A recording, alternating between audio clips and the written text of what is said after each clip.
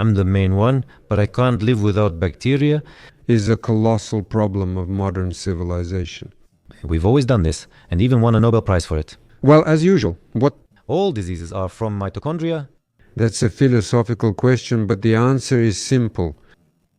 Mitochondria is a symbiont. It's the most ancient molecule that actually makes up life. Dear friends, today is an unusual day, and the topic is unusual. It's a topic that will help you live long, live happily, and avoid certain diseases. And it's a topic we rarely talk about. Many pharmaceutical companies rarely mention these things because they are hard to market and profit from, even though they are simple and effective.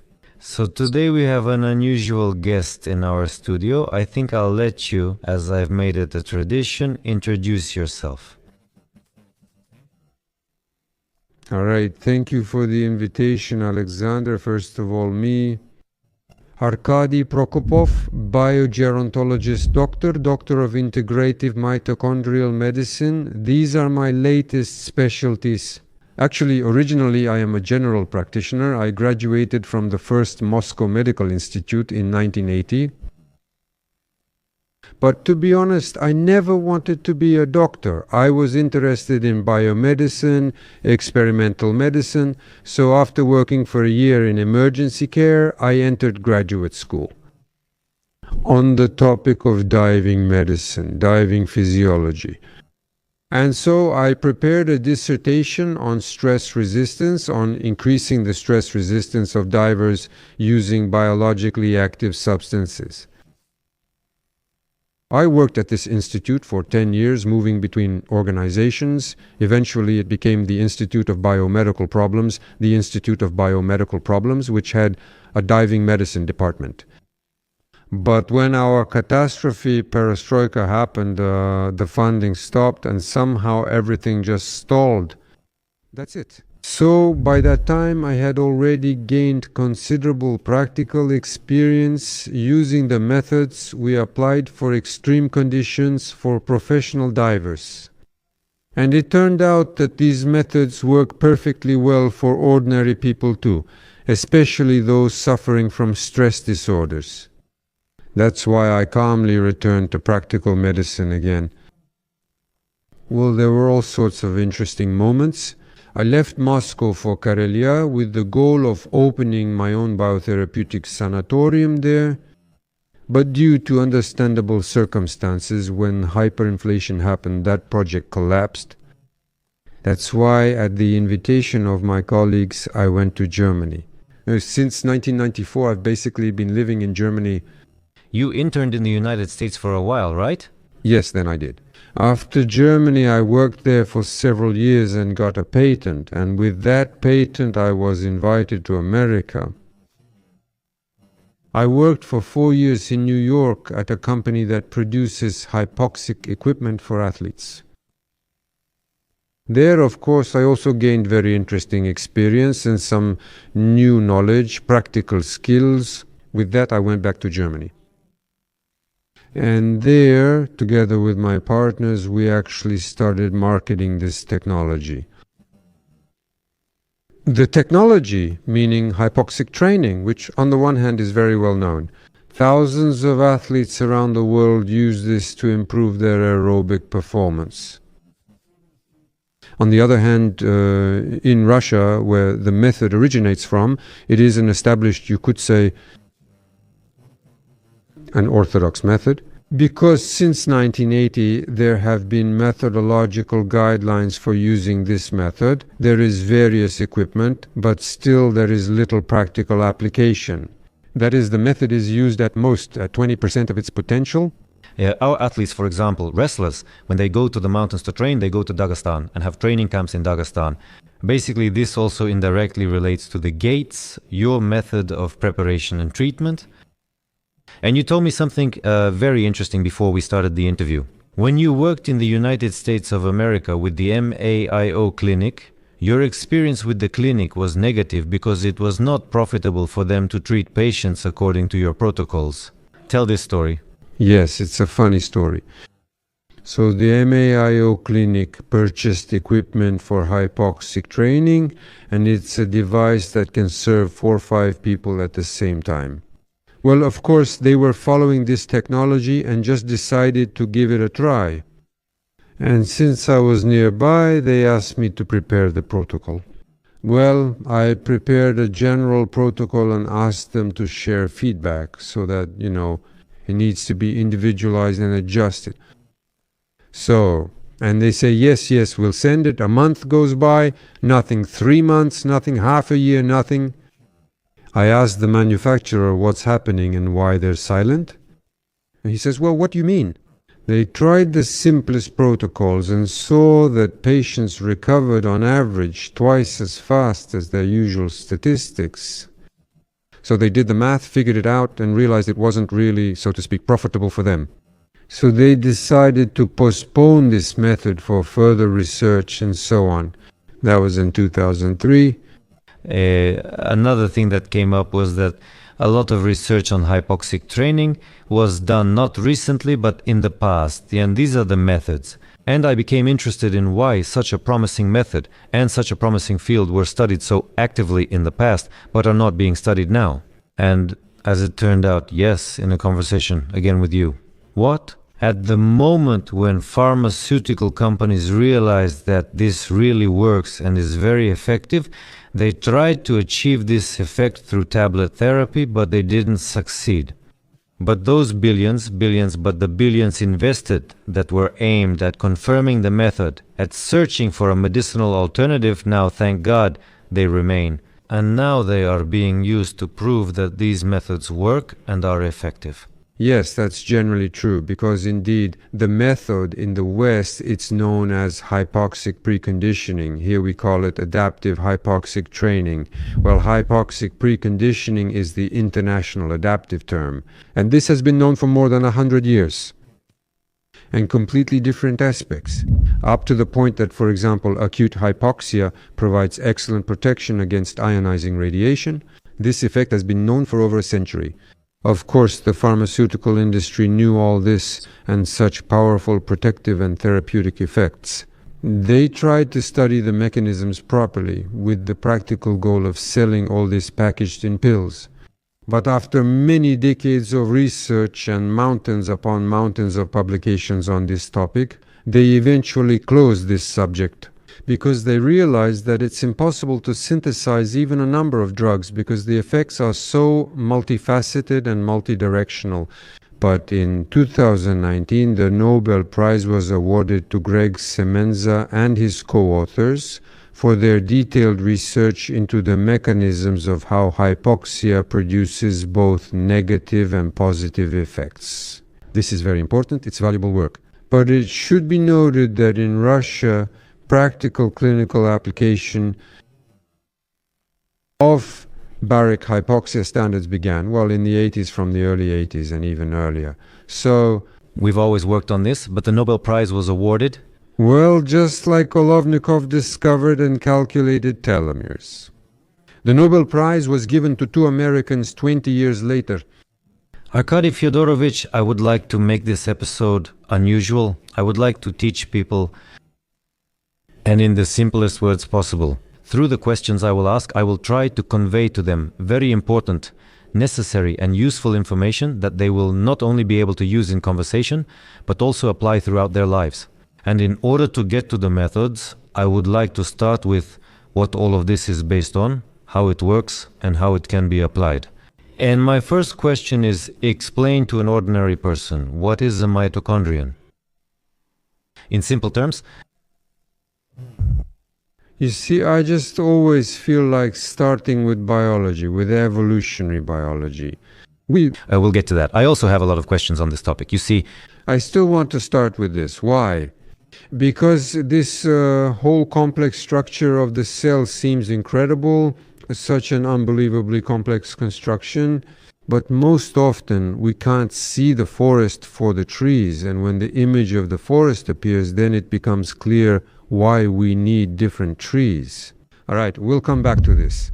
Yes, this is a mitochondrion. It's a structure with an elongated shape, which has an outer and an inner membrane. And inside, energy production processes take place. Energy in our body is basically an energy currency. This is adenosine triphosphate, which is well known. By the way, it is also the currency for all biological life on the planet. This means that it is the most ancient molecule that actually makes up life. And mitochondria absorb oxygen. That is, all the oxygen we breathe in and metabolize goes there. Plus nutrients in the form of glucose and metabolized fatty acids also go there. And from this fuel in this furnace or in this internal combustion engine, adenosine triphosphate is synthesized, along with byproducts like carbon dioxide, water, and a small amount of free radicals. Well, you can imagine how firewood burns in a stove. It's fuel. Heat is released. Carbon dioxide and water are produced. It's exactly the same. Also, sparks fly out. These sparks are what free radicals are. Everything would be fine and good, but the thing is, mitochondria are transformed bacteria that settled in cells about 2.5 billion years ago, in anaerobic cells that existed without oxygen. And since bacteria are living organisms, they have their own DNA. You're immediately answering 3 questions I wanted to ask. Let's go through them one by one, because each of these points is important. First, the mitochondrion is a symbiont. That is, at some point they lived outside our bodies, and for some reason now they live inside. Yes, why did they end up in cells at all? It's a very dramatic story. Because 2 to 3 billion years ago there was very little oxygen on the planet. Free oxygen was just fractions of a percent, so life that already existed was developing and thriving without oxygen. Oxidizers can be sulfur compounds or some other products. So life is possible without oxygen. It still exists today. We have anaerobic bacteria in our intestines, and there are a lot of them deep in the ocean. But when the amount of oxygen started to increase due to biogeochemical processes and later because of primary photosynthesis, it turned out that free oxygen is a deadly poison for anaerobic bacteria, for the primary anaerobic cells. But those who managed to adapt, the so-called alpha proteobacteria, they actually gained a huge advantage. That is, they learned to neutralize this toxic oxygen by releasing excess energy in the form of adenosine triphosphate. But adenosine triphosphate was already the energy currency back then. Moreover, they turned out to be very aggressive, and they infected those large anaerobic cells. Apparently, at first, they simply ate them, used their materials, and reproduced themselves. That is, They were parasites. they were intracellular parasites. This hypothesis is currently the most widely accepted because it explains a lot. Essentially, mitochondria are an infection that came from the past. Yes, I think that this process, this symbiotic process, of course, stretched over many millions of years, but it began about 2.5 billion years ago. And about DNA, I see a DNA chain in the mitochondria. You started talking and I interrupted you regarding DNA in the mitochondria. Yes, it's unlike human DNA. It's very different from nuclear DNA. Because our nucleus is a huge storage of information, it has 6.5 gigabases of DNA, while here there are only 16.5 kilobases, and this DNA is very poorly protected. If we talk about nuclear DNA, it's made up of very long spirals that are incredibly tightly coiled, and during cell division they take on this shape. Chromosomal DNA, on the other hand, mitochondrial DNA, just like the DNA of all bacteria, is circular. It's just a little ring that lies exposed in this blazing furnace. That means it experiences significant oxidative stress and damage. But all bacteria have circular DNA, so that's another piece of evidence of the bacterial origin of mitochondria. One of the questions back then was, who is actually in charge in the body? It turns out it seems like I'm in charge, but I can't live without bacteria. So the bacterium is the king of my body. Again, yes, here we have to look into the past. Actually, the question is, who is really in charge of our body? It's a very philosophical question, but at the same time, the answer is very simple. To answer this, you just need to ask yourself, how old am I? Anyone would say it's written in my passport. But we know that there's a biological age which might be more or less than your calendar age. They also say there's a psychological age. Well, something like that. But the answer is completely different. Who is actually in charge in our body? Our cells or the genes that command and control them? Well, genes are basically what we're born with and probably what we die with too. I think I heard this phrase from you that the body is mortal, but it carries immortal genes. Absolutely right, absolutely right.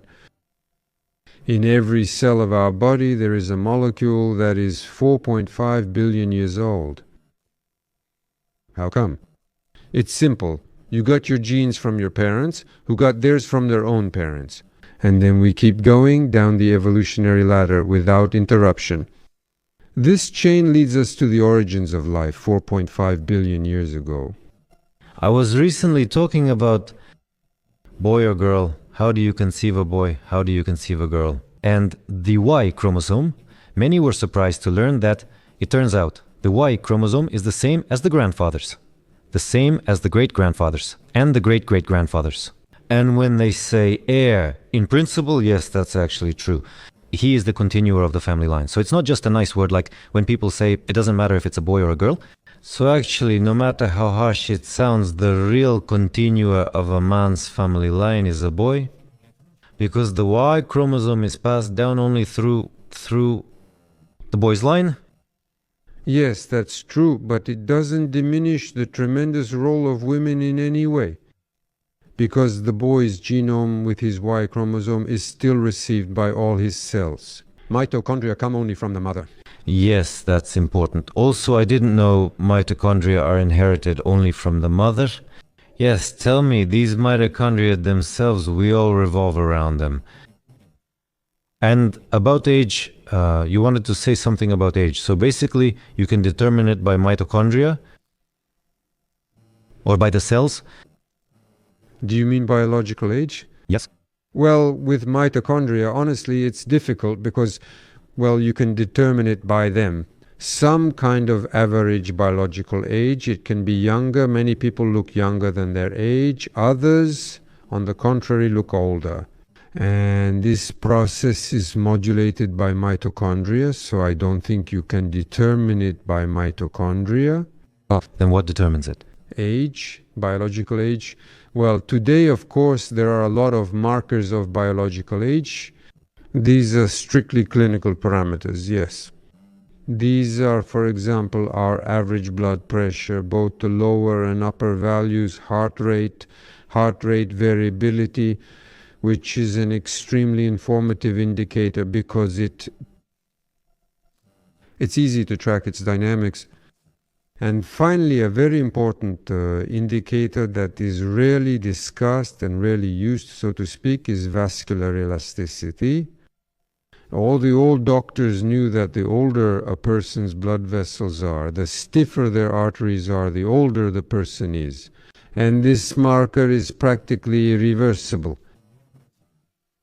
That is vascular aging, the replacement of elastic fibers with collagen fibers. This process is irreversible. Therefore, the biological age can be most accurately determined by the age of the blood vessels. Well, another very important indicator is the coronary artery calcification index, the so-called Agatston index. It very accurately shows how much calcium buildup there is in the coronary arteries. Because they are the most vulnerable, they take the first hit from all the stresses that happen to us, and this process is also practically irreversible. Question: when did the immortals become mortal, and why did this happen?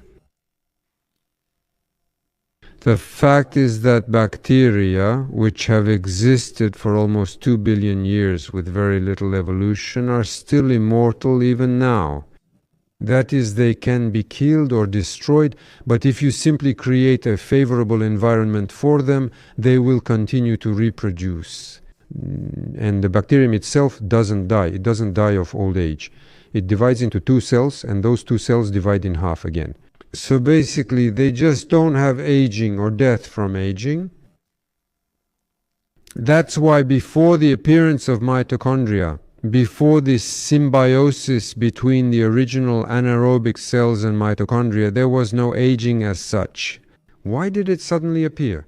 Yes, because mitochondria accelerated evolution tremendously. First of all, they created the prerequisites for multicellularity. Before this union, everyone was unicellular, but mitochondria, by giving this symbiosis a huge energy advantage, accelerated evolution. Because multicellular organisms can specialize. Cells are divided into, let's say, hunter cells. They capture prey. Other cells in the same colony handle digestion. Still other cells, let's say, maintain alkaline homeostasis. But most importantly, there are cells that ensure reproduction, germ cells. Everything revolves around them. Previously, these germ cells were the bacteria themselves. But evolution created conditions where it became more advantageous to acquire more auxiliary mechanisms to better ensure the transfer of one's genes to the next generation. In other words, it's all about energy efficiency here. Moreover, when climate catastrophes began, which were also largely caused by mitochondria and chloroplasts, that's when the acceleration of evolution really started and became tremendous. So why is that? When free oxygen started to appear in the atmosphere, it began to cool down because it was becoming more transparent. And in addition, various solar cycles, including orbital ones, led to heat loss, and the Earth turned into a snowball twice during its entire evolution. It was an actual snowball, so the heat loss was huge, but life survived even under these conditions because multicellular organisms already had, so to speak, a higher degree of adaptation. Life still survived deep in the oceans. I'm interested in understanding how the mitochondrion is structured. Have you explained its anatomy? I'd like to convey to people using an example just how powerful this organism is. Let's call it an organism. I'll present some key points and you can elaborate on them since I took them from your work. The electric voltage in a mitochondrion is comparable to the voltage of a lightning strike. Yes. That's absolutely right. The mitochondrial membrane, the inner membrane, the one that's folded, yes. Its electric potential is about 120 millivolts measured very precisely with electrodes.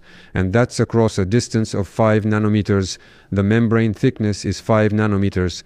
So, if we recalculate the voltage that occurs during a lightning strike, and there we're talking about centimeters, the current density in lightning, the voltage that occurs during a lightning strike. If we compare that to what we have on the inner membrane of the mitochondria, it turns out that the voltage in the mitochondria is actually much higher Than a lightning strike? than during a lightning strike. It's hard to believe, but physics and biophysics say exactly that. It's mathematically proven. The second point, 1 gram of mitochondria produces 100,000 times more energy than 1 gram of the sun. That's also absolutely accurately calculated because how much energy mitochondria produce in joules, in kilojoules, has been measured many times. I don't remember the exact numbers right now. How much the sun produces is also very well measured because the mass of the sun is known and the total energy of its radiation is known. And when we bring it all to a common denominator, a gram of the sun and a gram of mitochondria, it turns out that mammalian mitochondria produce about 100,000 times more energy by weight than a gram of the sun. And there are also nitrogen-fixing bacteria, which actually produce even more energy by mass. That immediately brought a thought to my mind. What if we created a huge mitochondrion about 20 centimeters in size? Basically, for it to work, it wouldn't need anything except what you can find in any kitchen. And it can be done. So it turns out that some kind of reactor could replace all nuclear reactors. A biological reactor that would provide an amazing amount of energy in exchange for food. From the fridge. Good idea. I think that bionics, which approaches these issues by simulating biological processes, is an interesting idea and should be developed further. So let's move on. The internal temperature of the mitochondria, that is, inside itself, turns out to be 15 degrees higher than the temperature of the cell. Yes, on average that's the case. Again, this was only measured for the first time about 5 years ago. At first they were skeptical, but over the past 5 years, more confirmation has emerged. First of all, how can this be and how can it be measured? A special pigment was developed that changes its temperature or reflective ability depending on the temperature, meaning it changes color. And of course a cell, well, let's say of the volume we see here with the mitochondria, here they are spinning, right? So even inside the mitochondria, when this pigment is specially introduced there, you can see that, yes, the temperature averages 15 degrees higher. So if we take our human body temperature of 37, our internal temperature, it turns out to be almost 50 degrees. According to Essentially a reactor? Yes, that's what it is. It's a reactor. So it's no surprise that mitochondria in general wear out from such colossal energy production. I'm asking these questions on purpose so that our viewers understand just how powerful this substance is. It's not just something inside the cell, but so they realize how powerful this creation is and how important it is. Because later we'll move on to the practical part. But for now, I'm starting with the theory. Our mitochondria absorb about 600 grams of oxygen throughout the entire body and produce about 60 kilograms of adenosine triphosphate per day. Yes, that's all been calculated very well too. If we take the amount of food we consume in a day and squeeze out all the water, we'll get about 600 grams of solid matter. To oxidize it to the state of complete oxidation, so to speak, you need about 600 grams of oxygen. This has also been measured many times in airtight chambers. That is, a person consumes about 600 grams of oxygen and 600 grams of solid food per day. At the same time, adenosine triphosphate production occurs constantly, meaning this process cannot be stopped, because without adenosine triphosphate, even the mitochondria themselves cannot exist. Adenosine triphosphate, once again for our people, this is our fuel. This is our energy currency. It's even better to compare it to electrical voltage. So it's always moving through the wires. Here, electrons flow. And for us, it's adenosine triphosphate, which is constantly used, recycled, and made. And if you look at how much of it is synthesized in a day, it turns out to be about the weight of your body. For athletes, it's higher, obviously, with heavy loads. For people who are, so to speak, less active, it's lower. But it's about the weight of your body per day. Functions of mitochondria and their specialization. Mitochondria have many functions besides energy production. First of all, their so-called secondary function apart from energy production is heat generation. Thanks to mitochondria, endothermic organisms appeared, meaning those who are able to maintain their body temperature above the surrounding environment because of mitochondria. Well, of course, I really want to explain this without going into details. Energy production is a process that requires quick switching, and it's very difficult to switch biochemical processes quickly, in a matter of seconds. But life demands it. For example, a hare is resting but suddenly must run when a wolf catches its scent. That means you instantly need to increase energy production, and after that you need to hide, which means you need to shut down energy production. So mitochondria do this by releasing the electrochemical potential. They have an electrochemical gradient there, which is the driving force for adenosine triphosphate synthesis. They can quickly switch it to heat production, meaning either adenosine triphosphate or heat, and this process switches instantly. So by releasing excess heat, mitochondria can precisely regulate adenosine triphosphate production. And accordingly, all the biochemistry and all the activity of the cell adjust to these processes. But I think I got sidetracked. The question itself was Tissue specialization. tissue specialization. Yes, but the thing is, mitochondria, even though they all kind of look the same, this is an averaged image of mitochondria in each tissue, they are specialized for the function of that tissue. For example, in muscles. Yes, this is roughly how they look. In the tissue, for example, of the adrenal glands, there aren't transverse partitions, but rather longitudinal tubular structures. In the liver tissue, they also look different. This means that the tissue-specific cellular specialization of mitochondria, depending on the function of that tissue, is very pronounced.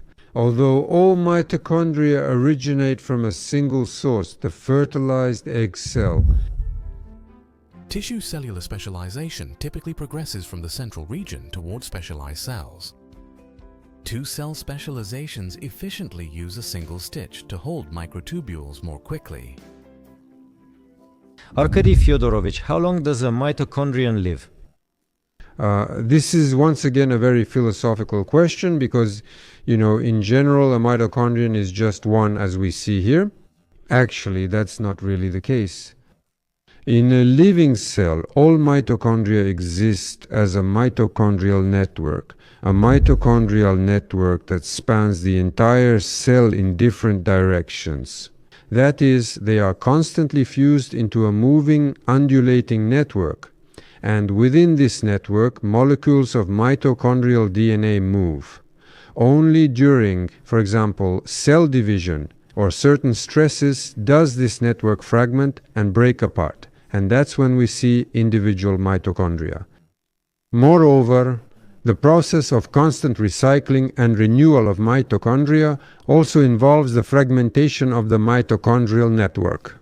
And when it fragments and breaks up into mitochondria containing good undamaged DNA and mutated DNA, then they are different sizes. That's why it's very difficult to say how long a single mitochondrion lives. A mitochondrion represents an intermediate stage in its mitochondrial DNA's life. And this fragmentation is necessary to constantly filter out worn-out copies of mitochondrial DNA from the so-called wild type, that is, from the unworn, non-mutated ones. Turns out we have mutated mitochondria, which aren't very useful. Healthy, proper ones.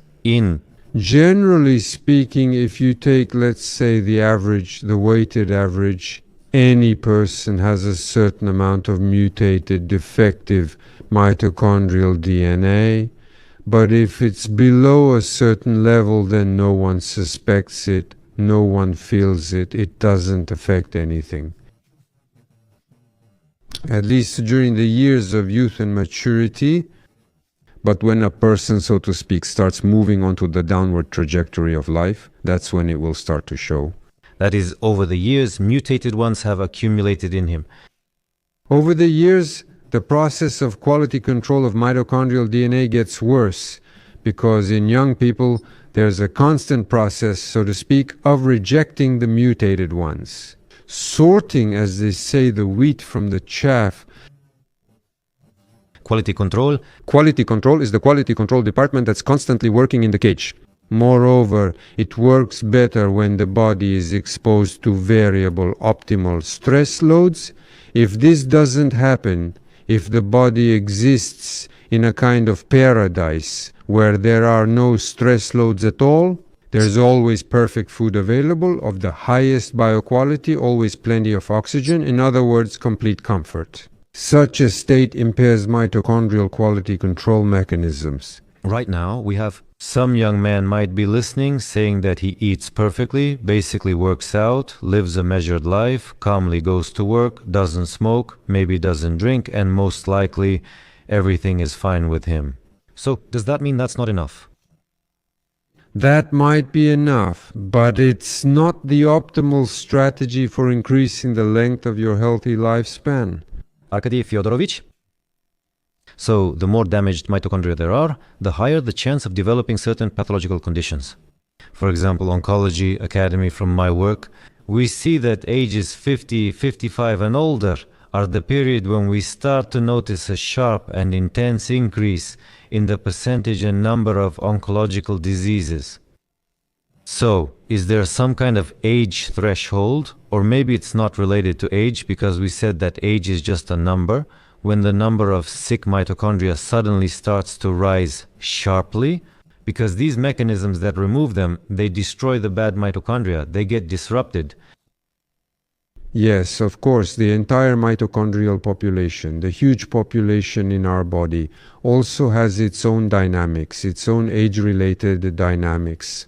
Well, right now it's believed that the critical periods are around 30 years old, give or take 2 to 3 years, of course, and 60 years old also plus or minus 2 to 3 years, and then somewhere around 80 to 90. So during these times, the most pronounced peaks and changes in mitochondrial energy are observed. Why does oncology manifest itself most during this time? Well, because our immune system, which actually controls all of oncogenesis and carcinogenesis, also needs good mitochondria to function properly. And if their quality progressively decreases, then this mechanism is monitoring. The mechanism for monitoring malignancy also starts to fail. Moreover, more and more so-called senescent cells appear in the body. Senescent cells are those cells that stop performing their function but do not want to die.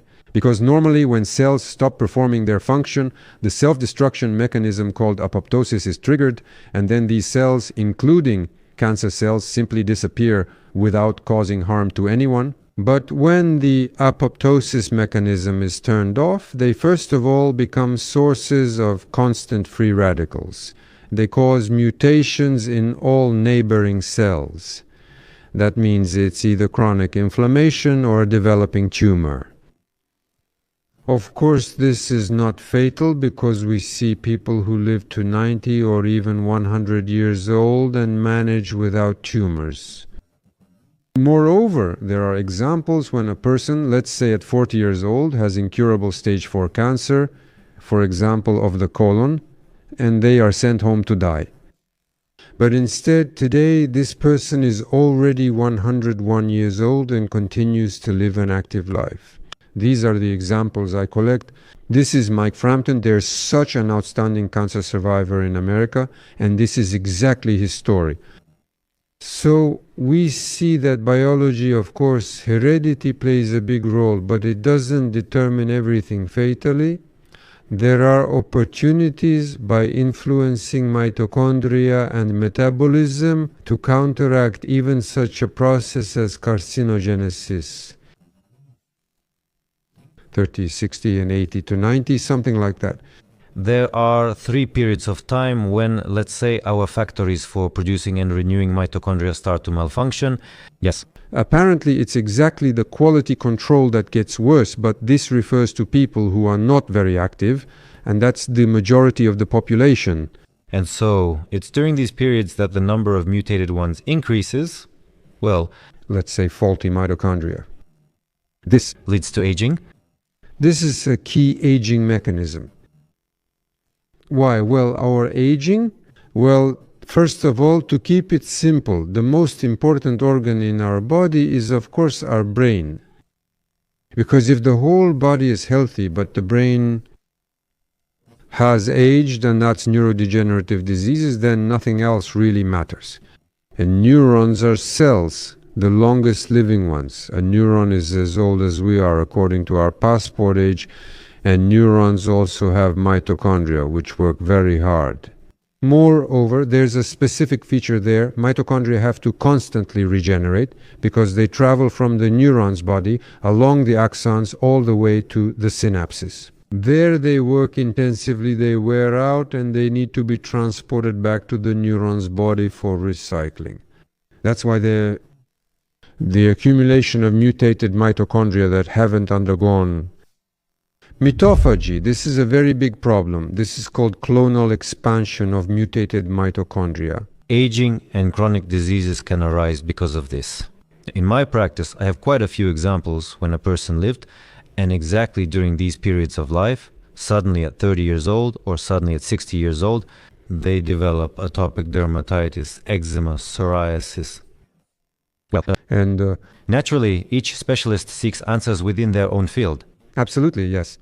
Unfortunately, specialists are still outside the field of mitochondrial medicine for now, so they have their own set of tools that they work with. Of course, it sometimes helps, but without understanding the whole mitochondrial paradigm, it's generally not very effective. Tell me, is it possible to reverse this condition, or can we only stop it so that more diseased cells don't appear? Here we are at 360 years old. Yes, of course, you can slow it down, and actually, it's not that difficult. All the healthy lifestyle methods help to slow it down. But to reverse it, effort is needed. You need organized, targeted, even individualized effort. And if you do it to prevent it from appearing, that is, as a preventive measure, will it have the effect of slowing down aging? Absolutely. To prevent the decrease in the efficiency of the mitochondrial quality control mechanism, you need to constantly stress this mechanism. Here we have a universal law of biology in general. If a function is not used, it fades away. Muscles atrophy if unused? Yes, of course. Both muscles and the brain and the digestive system and everything else. Yes, so the same applies to the quality control mechanism. Arkady Fyodorovich, I mentioned a few diseases, but they're all skin-related. What other unusual examples are there that could be caused by problems with mitochondria or gender? Maybe Alzheimer's, for example. What other diseases can we expect? Well, you know, right now the hottest topic for me, the one I've been involved with for the last 6 years, is autism. It's an autism spectrum disorder. This is primarily a major social problem. Why? Because the manifestation of autism is growing at an alarming rate all over the world. If 50 years ago, one autistic person was diagnosed per 10,000 people, now it's about 50 or more, and the number keeps growing. That is, there is simply exponential growth. But why? That's a strong question, so to speak. Why? How come? They say that autism is genetics, that it's about genes, the wrong genes, but genes don't change in such a short period of time. It's clear that what's changing rapidly is the environment, which is degrading, the environment in which children are conceived, born, and then grow up. I agree with you. And recently we were filming, actually. There's a specialist named Tunev, and we were with him. We were filming a podcast interview, and in the interview we were discussing exactly this field that we live in now. And he said that about 7 sources of radiation are currently affecting modern people. These are phones, all devices with Wi-Fi and satellites. And indeed, in such a short period of time, human genetics can't change. What could have happened? Of course not. Infertile marriages have risen significantly and testosterone has dropped a lot. Sperm count and quality, along with spermatogenesis, have sharply declined. That is, if we combine all these graphs, we will see a curve of degradation, the biological degradation of modern humans. So, these are all results of industrialization. You know, partly yes, but do you know what the main reason is? It's that not everyone wants to take responsibility for their own health. No, if this happens in Africa, in India, in the United States, and in Russia, it's a global problem. And the more industrialized the country is, the more pronounced it is. The better the healthcare in that country, the more pronounced this problem is. That is the reason. The reason is us, the doctors.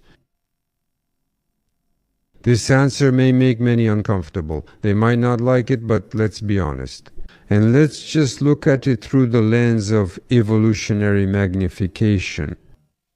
100 to 200 years ago, a family where 10 children were born was nothing unusual, but in reality, only 2 or 3 of them survived.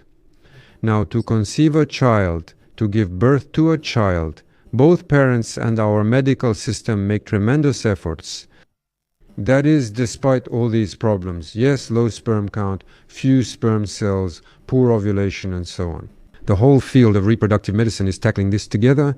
Well, basically, we're actually encouraging negative selection. Yes, We have eliminated natural selection and we can't do anything else, but I'm also eliminating natural selection by treating cancer patients. So I could be accused of that too. away, that's true. The thing is, of course, this is by no means an accusation or even a reproach, because all the development of medicine is. There is simply no other way, but in Essence, by doing good, we receive. by doing good we accumulate evil. And the whole horror is that there seems to be no solution to this problem, but actually there is one. The light at the tunnel's end is visible. First, why is autism increasing? Can we go back and discuss why? Because, you see,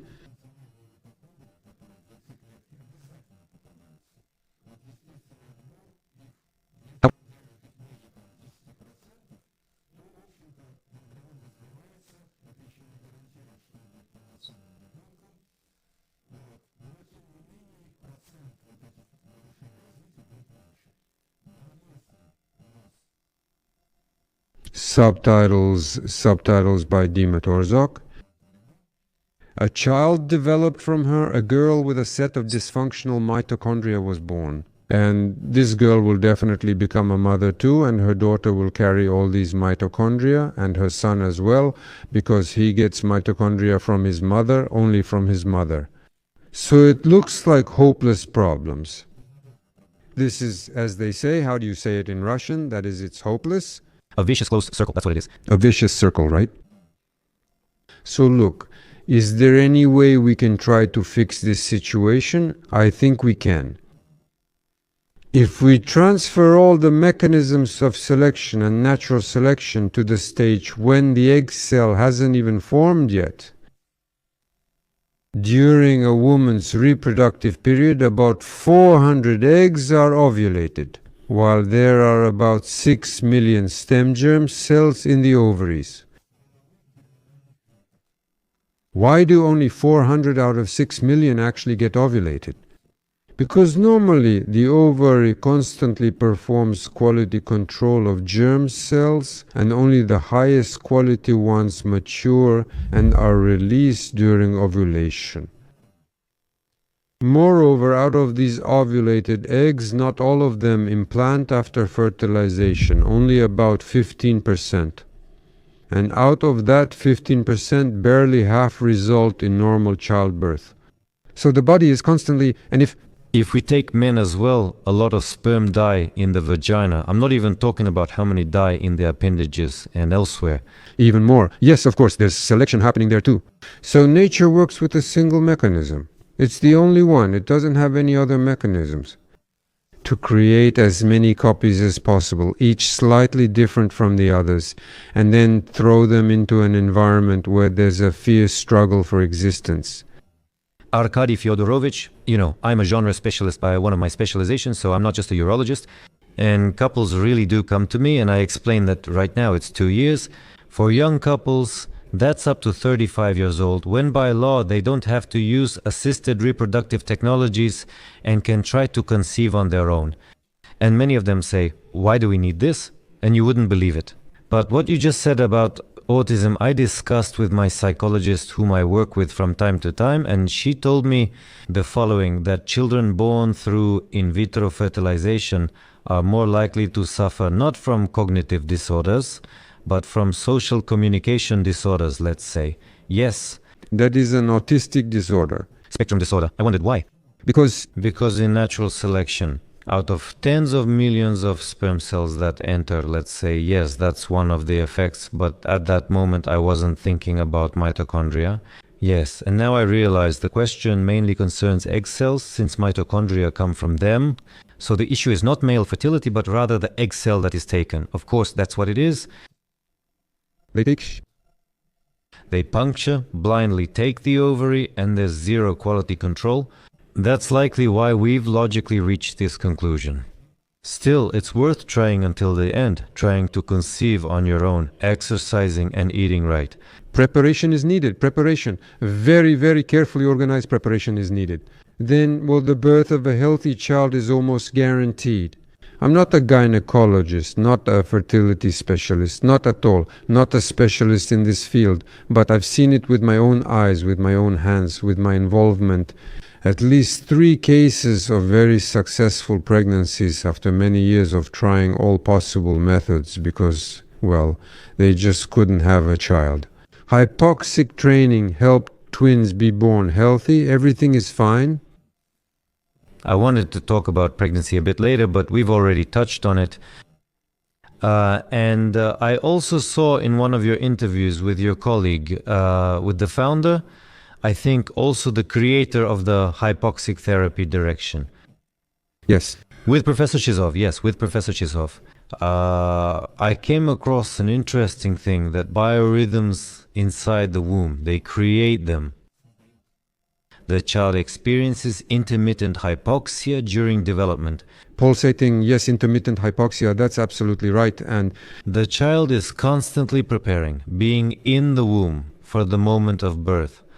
And that's why he can stay in a hypoxic state for a long time. And unlike an adult, whose brain can die quite quickly, a child can endure hypoxia for a very long time. And that's why a child is resuscitated for much longer, and after that he turns out normal. Yes, often. Yes, there are normal children after that, yes. And he also said that natural childbirth is sometimes better without stimulation because the oxytocin that is used for stimulation, it disrupts this mechanism that exists in the uterus, and that's not very good. Yes, this is a very, very complicated question because oxytocin is such a multifunctional polypeptide that it's hard to give a definite answer here. Because oxytocin, for example, is very important even for the normal functioning of the heart. It is released in the endothelium of the coronary vessels, and its role is very important even in this regard. Then, of course, its role in regulating emotional behavior, attachment, and everything else. So, it's a very, very ancient hormone that controls, well, the genome controls it to regulate our behavior. The fact that it has long been used to stimulate labor, and still is. Gynecologists do this because, well, I think there are indications for it and there are also contraindications. This is simply a question, as they say, outside my area of expertise. But since Alexey Yaroslavovich has worked a lot in this field, well, of course, I think it's very important. The thesis is that all hypoxic training essentially takes us back to the womb and imitates the state of an embryo. Oh. Basically, yes, but there is actually a whole spectrum of hypoxic training. It's just that some are more effective and some are less effective. But all of them are aimed not just at creating hypoxia, but at creating a difference, to create interval hypoxia. Yes, because as has now become clear, especially from recent studies, Israeli scientists conducted a very interesting study and proved that hypoxia and hyperoxia work almost the same way at the molecular mitochondrial level. That is, with the help of hypoxia, you can increase resistance to oxidative stress caused by hyperoxia. By the way, we already knew this when I worked with divers. We saw it firsthand. So this very pulsating mechanism that affects the mitochondrial membrane, why does it work? Yes, because it is the quality control mechanism that destroys damaged mitochondria. But healthy mitochondria have powerful protective mechanisms. That is, will create conditions where only the strong survive and the weak die. Natural selection within the cell. Absolutely. And this is the same biology. It's the biology of natural selection. It's the Nietzschean principle. What doesn't kill me makes me stronger. A question before I forget. Caloric restriction, limiting calorie intake that can also, it turns out, enhance this effect. Well, yes. Yes, it has a synergistic effect. Why? Well, because when the body doesn't get calories, it has to sacrifice something from its reserves to sustain itself. So it's like you're living in a big house, it's warm and nice, but you have no firewood and a severe frost has set in. You have a stove but no firewood. What do you start doing? Yes, all the old junk that has piled up that you felt sorry to throw away, you start breaking it up and burning it in the stove. The body works in exactly the same way, which is why therapeutic fasting and various forms of therapeutic fasting exist. There are about 10 now, you can count. Of course, all of this works synergistically and is actually a powerful mechanism even for regeneration, including mitochondrial regeneration. All this comes together well in various protocols. Let's get back to the children. A child can survive in hypoxia 10 times longer than an adult. I think it's the same there too. Chisov said that a child who had drowned could be pulled out, and even after 20 or 30 minutes, the child could be revived. Now I'll tell a couple as well. First of all, when I was working on diving topics, I experimented with mice, and I had to drown mice there to see how long they would survive. I conducted hypoxic training for the mice, gave them the appropriate supplements, and got good results. But for control, I also needed newborn mice to see, and they really lasted up to 45 minutes. They survived much longer than the rest. All the mice in different ways were prepared, but that's mice. Here we take this model. We try to understand why this happens. There are many cases when children fall through the ice. And it's okay if they're pulled out right away, but there are currents, different conditions. There are many cases when the current carries them downstream. If they are found there with difficulty after an hour or more, and so when the child is pulled out, there are no signs of life, the heart isn't beating, and obviously the body temperature is around 20 degrees, maybe internal. But as a rule, such children survive after resuscitation and make a full recovery without any damage. That's not true for adults, since just 5-7 minutes can have lasting effects. And that's absolutely right. The corticatia usually occurs after 10 minutes at most. But there's also such a phenomenon. It's called stowaway in English. These are people who sneak onto flights.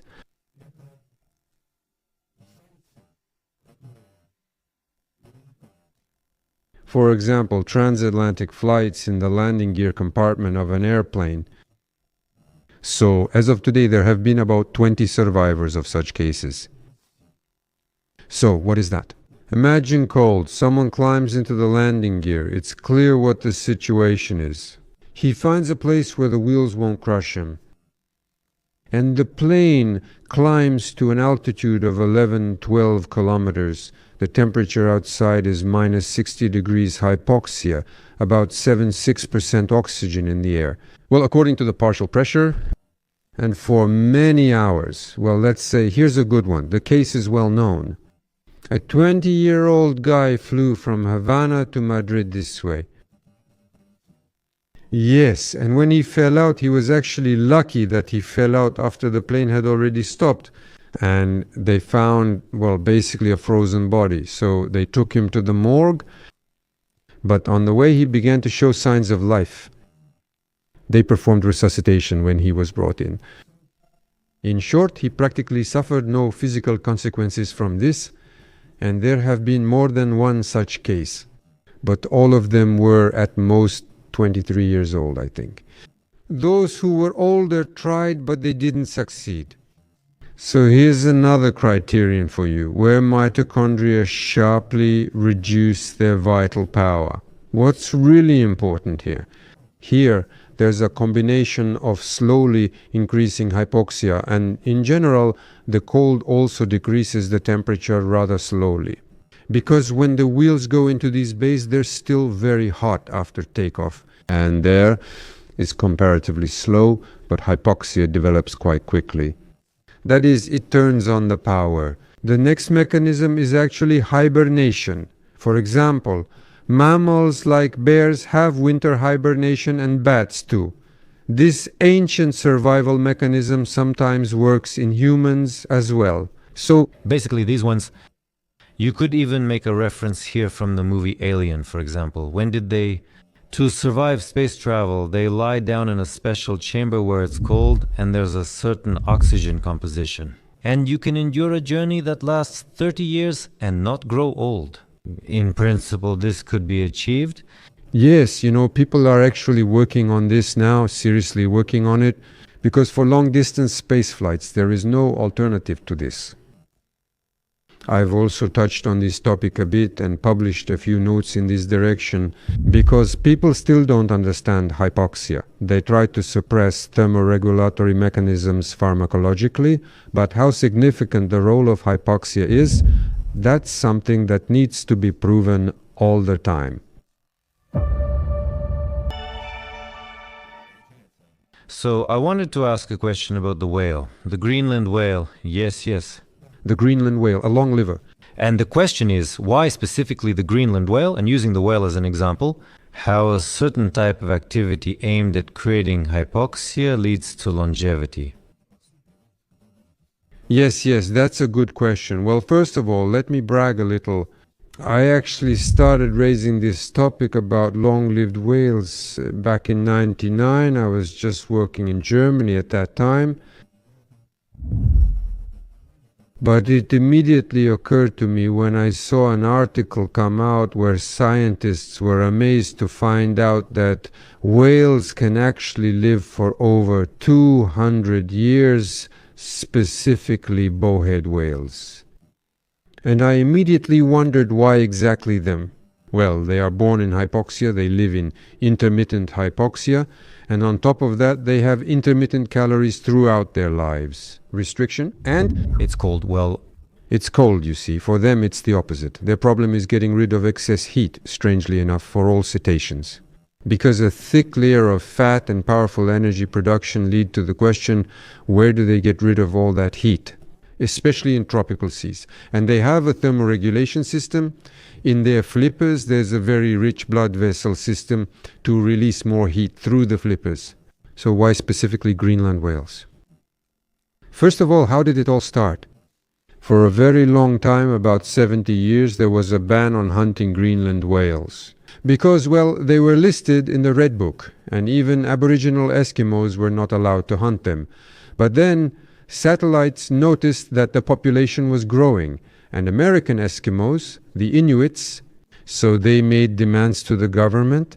We want to be allowed to hunt at least one whale per village per year, just like our ancestors did. Well, the government agreed to that. So, after a huge break of more than 60 years, they started going out to sea to hunt whales again. And as they cut them up, they discovered something. Stone harpoons in some whales. And the Eskimos know their history very well. They know that more than 100 years ago, stone harpoons disappeared instantly because of trade with Europeans. Steel harpoons appeared right away. Stone harpoons are less convenient, so finding one in a whale means it's over 100 years old. Well, at first scientists had some doubts, but when the number of these harpoons exceeded 30, they realized they had to solve the problem. How is a whale's biological age determined? It has no scales or similar features on its bones, so it's impossible to determine. This problem took a long time to solve, but it was eventually resolved. If you take the lens of the eye, the rate at which it becomes cloudy correlates very precisely with the racemization of the amino acids it's made of. There is aspartic acid there. When the lens forms, it is only left-handed, like most amino acids in our bodies. But every year some of it turns into the right-handed form, which never goes back. So the percentage of this right-handed form increases, and it can be measured precisely using biophysical methods. And when they looked into it, by the way, they conducted research on mice, cats, and the human lens. The measurement is accurate within about 7%, which I think is very good. They took the lenses from these whales and found that one was 110 years old, another was 130, a third was 170, and the oldest was 211 years old. And it was hunted, not half dead, just swimming around. It was actually quite active, so hunters caught it during a regular hunt. Well, of course. I probably got this article right here back in 1999. and I immediately started to argue why this was happening.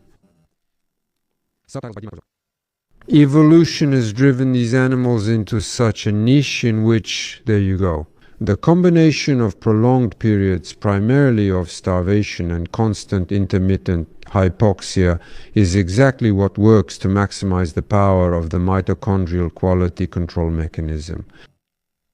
Because for half a year during the summer period, when these whales overeat, meaning they accumulate a huge mass, and then for half a year they starve, they turn this mass back into energy. This is the job of the mitochondria, and in addition, constant intermittent hypoxia.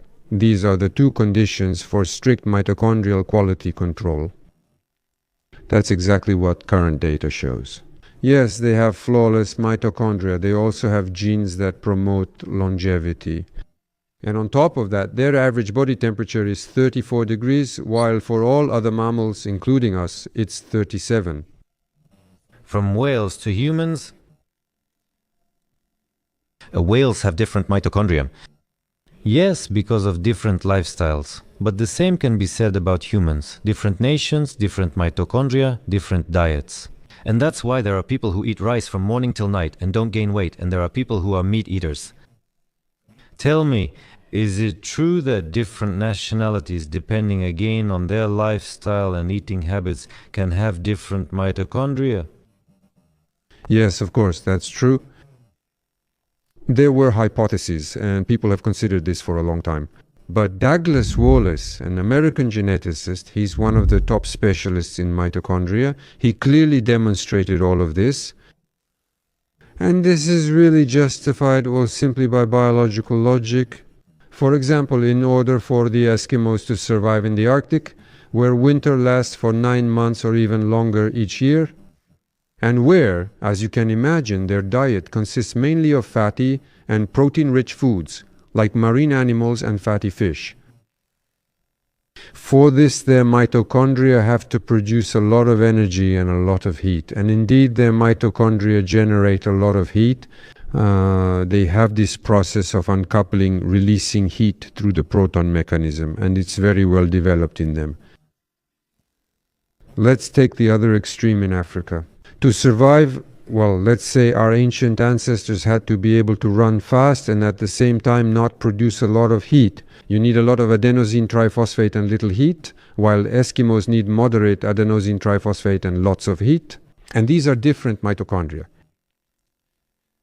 They are very different in composition and mitochondrial DNA. Well, and we are somewhere in between these extremes. Moreover, there are mitochondrial variants, so-called mitochondrial polymorphisms, which are generally completely healthy, but they predispose to the development of certain diseases with age. That is, there is nothing absolute in nature. Mitochondria serve the main purpose to transfer the genome to the next generation. That's their main task. Arkady Fyodorovich, more oxygen or better mitochondria? Yes, good question. In the end, of course, the best mitochondria remain. That's more beneficial. It's a greater contribution to healthy lifespan than just more oxygen. But we know there have already been cases right before our eyes of people who bought into the idea that you need more oxygen, sleeping in a hyperbaric chamber like Michael Jackson. This accelerates genome destabilization, which already happens just from living. But when we add excess oxygen here, putting extra strain on antioxidant mechanisms, and combine that with regular stress, of course, it accelerates the wear and tear of biological mechanisms. I have a question about free radicals. Right now, from every source, if you open up any social network, reels and videos are circulating. Here are antioxidants, there are antioxidants. Yes, there really is a reasonable amount of antioxidant consumption for example, people living in a big city. But what did I come to? Many specialists often give recommendations, especially to other specialists. At least he sees the test results and understands who can and who can't. They give IVs without reason. For example, a vivid example is glutathione. They constantly give glutathione IVs. People come in, they don't check for oxidative stress, there are no indications, but he just thinks it's useful and he gives himself glutathione IVs every week, every single week. And even 5 years ago, how did I invite you? And why did we, let's say, communicate indirectly? Because I think it was 6 years ago. I bought your courses. Yes, I paid for the knowledge and was very satisfied. And now I realize that back then I didn't appreciate it as much as I should have. Now I can use it in practice. So, about free radicals and oxidative stress, it's all the time.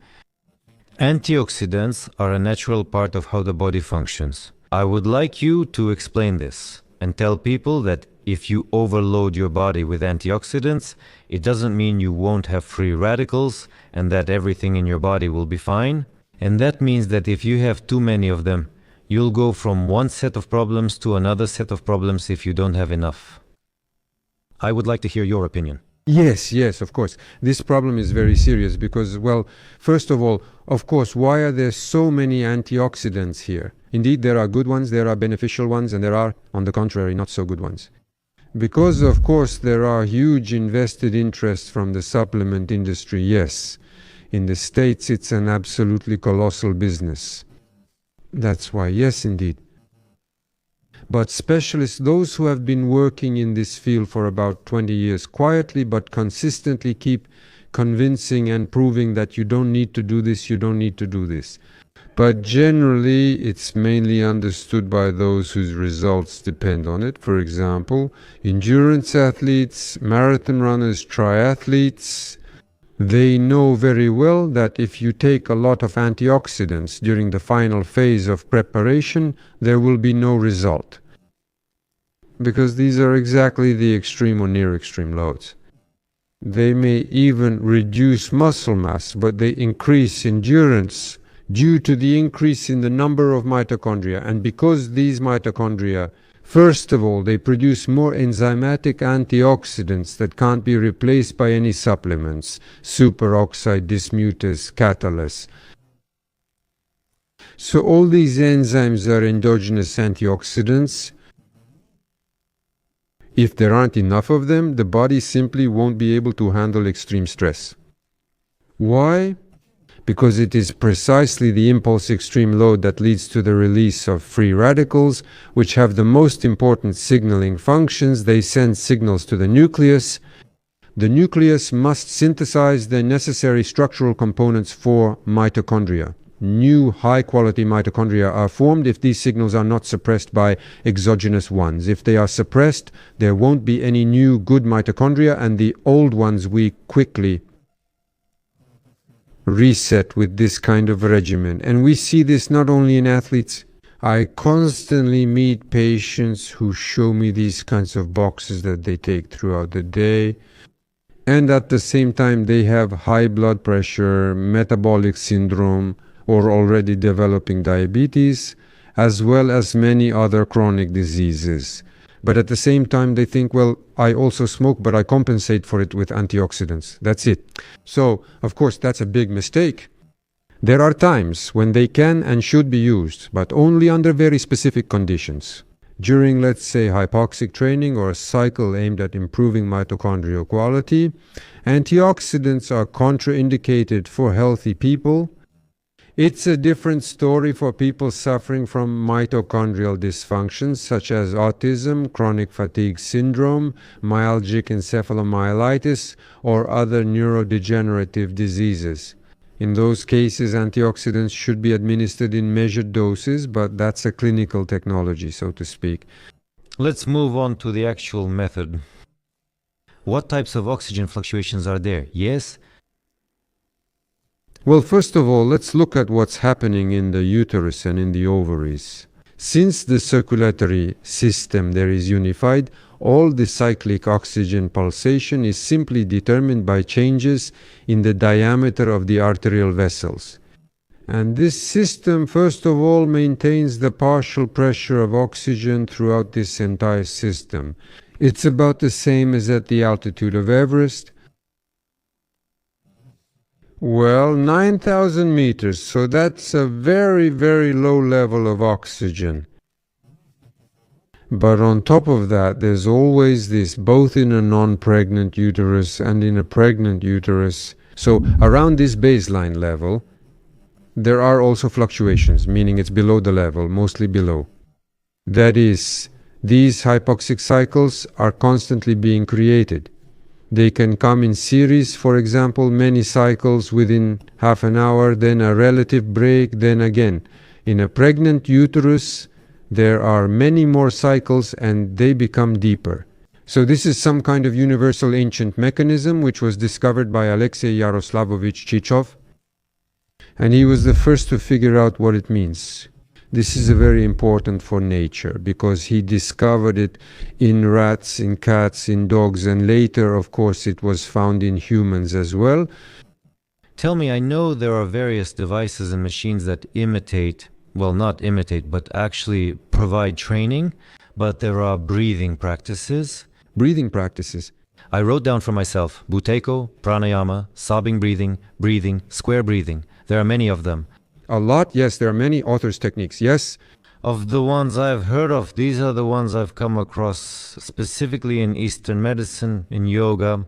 So basically, breathing, I'll be honest, I was biased against it, the kind practiced by yogis. It has a positive effect as well. Can you explain how it works using one type of this breathing as an example? How can someone try something at home to benefit themselves? Of course. Well, first of all, from an evolutionary biological perspective, all these practices originate from yogic practices, that is, various types of pranayama. Why? Yes, because these are the oldest thoroughly described practices. They are about 6,000 years old. In Indian, all these epics, they are all well documented. Why specifically Indian? Well, because of their religious, so to speak, concepts, the general philosophical concept of the world. It implied this very wheel of samsara, the wheel of rebirth, which is the most terrifying thing that can happen to a person. That is, after death, a person can be reborn as another being. And this cycle is endless, and breaking free from it is what it means to achieve nirvana. But in order to break free, you need to often northwesterny. Because they exist.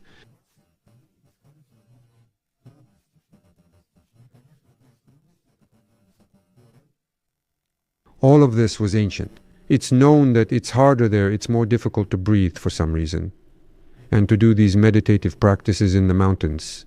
And by staying in the mountains, let's say for 4 weeks, a healthy body gets a good adaptation to hypoxia. That is, it needs less oxygen when it comes down to sea level.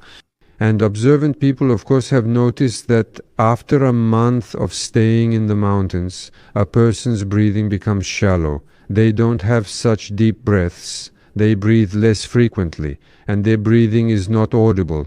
They take a feather and hold it up there. So the idea is very simple, okay? You need to train to maintain this achieved state. But how do you train? And holding your breath, that's where all the yogic practices came from. There are about a dozen of them, but only 2 are actually hypoxic practices, because all the others are more aimed at maintaining the parasympathetic tone. These are all slow breathing types, including breath holding and breathing through either nostril. But only 2 practices, the so-called Bhastrika and Nishesha Richaka Pranayama, are hypoxic practices. What is their purpose? If you lower the carbon dioxide content in the body, then holding your breath after that will last much longer. Holding your breath lowers the carbon dioxide in the body. Holding your breath lasts longer. The body, particularly when adapted to mountain hypoxia, can endure longer without oxygen. Is like athletes when they want to dive for a longer time. Yes, but it's not that simple because you can't hyperventilate too much there. You can end up in a blackout. But for yogis, it's like that. So, Bhastrika is rapid breathing, deep and rapid breathing, then breath holding. And the breath holding comes after hyperventilation on a deep exhale. This is actually the most powerful hypoxic practice. I do it often and show it to my patients because for those who have completed a course of adaptive hypoxic training on the machines, it's enough to just maintain it by using this practice. I modified it a bit by adding cold exposure. Wim Hof, who is now everywhere on all channels, does this too. He's the guy who runs on ice floes? Yes, he's great. He really did a good job popularizing it, running marathons in shorts and diving under ice. And now he teaches. He has a very big course, lots of followers. I even talked to him recently. And Can I interrupt with a question right away? What do you think about the cold training he practices? How do you feel about them? for healthy people, it's very positive, of course, with certain caveats, because everything depends on the dose. Why? Because, well, look, why do cold training sessions have such a beneficial effect? Well, it works through several channels at once. First of all, there's a very powerful stimulation of the immune system due to the release of noradrenaline, because this is specific to cold exposure, the release of noradrenaline B. Adrenaline is typically released during stress, but cold exposure specifically triggers noradrenaline. It stimulates a lot. It stimulates the synthesis of dopamine, and dopamine is immediately the hormone of pleasure and happiness. In addition, it stimulates the activation of brown fat. Brown fat is a special organ whose function is heat production. Which children have. Children have much more of it than adults. But if you train with cold exposure like this, it turns out that the percentage of brown fat increases, and that's basically the metabolism of all the bad lipids. This lowers the risk of atherosclerosis. So for healthy people, this is definitely very good, but unfortunately, I see in my patients with mitochondrial insufficiency or dysfunction, unfortunately, this is a contraindication for them. And is there any benefit from such cold training if it's done every day and regularly? Because any stimulation stops working if the body gets used to it, and in the end it can exhaust you. You stop responding to it, and you might end up getting sick. Absolutely right. By the way, this is a common problem, especially among young men, but not only young men who always want to know their limits and strive to reach them. But can I do it? That's About me? They come, well, I have clients like that all the time. Sometimes it feels like a contest to see who can lean farthest out the skyscraper window. That's why, of course not. The universal stress mechanism is very simple. You apply a load, even an extreme one, but after that there must be a well-organized period of resynthesis and recovery. And then supercompensation occurs. That is, the body develops more ability to resist stress than it had before. How? Like in the gym, if you sit there from morning till night and don't... Absolutely right, absolutely right. Often, very often athletes, well, some of them, the more I train, the better the results, but that's actually not true. Changes. happen when we rest. When? Yes, the most important thing about training is what happens after the workout. Especially as we get older, this starts to show up. Chronic injuries appear, injuries to the tendons, most often to the tendons. These are the places where tendons attach to bones. All these things are well known there. But, until something starts to hurt, until something tears or cracks somewhere, you don't really pay attention. We think we're invincible. I was like that myself. I also got into situations like that a couple of times. Not without consequences. Question: somatoform autonomic dysfunction. Yes. This is one of the most common MMM's universal masks for a wide variety of diseases. Sometimes I also get patients who, according to their tests, have nothing wrong. Yes? And many patients already come to the doctor with negativity because they have specific complaints and symptoms that they're not making up, but which, for example, are not reflected in their test results.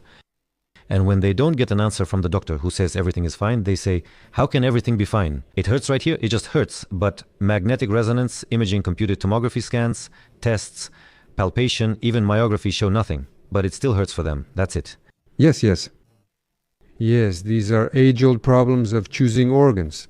When I was still studying at Purvey Med, we had that there. The professor explained that the same stressful impulse, the same stressful impact chooses different targets in our body. And this problem of choosing organs, of course, is individual. It may be related to psychosomatics. But now we believe and assume that this is actually a mitochondrial problem. Why? Because mitochondria, as we already know, are heterogeneous. They are not the same.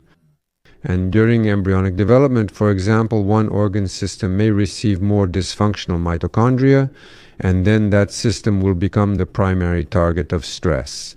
I had a question for you about the bottleneck effect. Yes, the effect. Well, let me finish this topic first. So these people just have a higher percentage of dysfunctional mitochondria in the organ system that usually hurts. And of course, it's often the gastrointestinal tract. It can also be the liver, but most often it's the heart. Because the heart is an incredibly sensitive organ to stress. This sensitivity is huge, especially in women. That's why, with short-term functional loads or dysfunctions, tests won't show anything because the body compensates for everything, but the physical sensations are definitely there. If we do complex functional tests, such as mitochondrial analysis, we will see changes. Why do these people suffer the most? Because most often this is also usually related to the fact that they have a lower baseline level of carbon dioxide, carbon monoxide, 2 in their blood. That is, if normally we have it between 35 and 45 TOR, meaning millimeters of mercury, for them it's always at the lower edge, let's say 35. And under any stress, a person starts to breathe more deeply, and then the carbon monoxide, 2 drops even lower, and low carbon monoxide, 2 in the blood. Hypocapnia is an invitation for blood vessels to spasm anywhere in the body. And wherever the mitochondria are most dysfunctional, that's where the spasm will occur. And the organ will be sensitive. And For instance, chronic pelvic pain syndrome occurs. absolutely, it can affect the muscles or the ligamentous apparatus. Most often these are organs like the gastrointestinal tract, gallbladder, liver, and heart. And that's enough. Well, of course, the brain also turns out to be sensitive. So that's why these people live all the time on the edge of tolerance and stress. But there is more than enough stress in our lives, so even a small amount of stress is enough. Hyperventilation further reduces carbon monoxide, on to leading to various syndrome symptoms. Or some chronic condition may get worse. Yes, and chronic conditions often have this root cause, this very phenomenon. And About the bottleneck? can you tell us, yes, what is a bottleneck? This is, again, a biological term which means the following. So if we take a group of some organisms of the same kind, well, a kind of organisms, it doesn't matter which, it's better to take DNA immediately. This is a population of some insects. They all live together in a friendly group, but their DNA is a little different. They live and reproduce just fine. But suddenly some kind of climate disaster happens, let's say a sharp cold snap. So because of this cold snap, only those copies of DNA that are able to either quickly go into hibernation or somehow survive the cold until the next spring will make it through. And they will remain, they will pass their DNA on to the next generation. So this is an event that leads to a reduction in the population size, let's say to the destruction of most members of the population. And those who made it through this bottleneck, they will be the ones to produce offspring as a result. So this is a simple example, but it always works at all levels. And when the egg cell matures, yes, the selection of egg cells happens according to this principle. And in general, during any catastrophe, look, the plague, a massive plague epidemic in the 16th century, 14th, 15th, more than half of Europe's population died out. And those who survived had increased resistance to this infection, but at the same time autoimmune diseases appeared for the first time. Because the mitochondria, well, not just the mitochondria, but the entire genetic apparatus that fought the plague well, turned out to predispose people to the development of autoimmune diseases. So there is always a trade-off here. You always gain something at the expense of losing something else. This is biological evolution. Are all diseases caused by mitochondria? Well, figuratively speaking, you could say yes, all diseases are modulated by mitochondria. That is, they take part. They are very important players in all of this, both in the predisposition to diseases and in the very mechanism of development and stabilization, so to speak. Because mitochondria provide energy for all processes. There are no energy-intensive processes in our body where mitochondria are not involved. Hypoxic training, that is one of the types of training we've discussed, for example, is hypoxic breathing used by yogis. It turns out that training based on this principle can reduce the risk of developing a heart attack or stroke. And as I understand it, the pathogenesis is as follows: a heart attack because of your heart. What is a heart attack? It's an acute circulatory disorder. Well, for example, a plaque blocked it or a clot got in, and basically the doctor will have more time to provide first aid, for example, to dissolve the clot. Because a person will have more time before the critical moment when a fragment of the heart muscle dies, since they can go without oxygen for longer, just like a baby can go without it for longer. Absolutely. That's right. And basically, sometimes it also happens because of a spasm.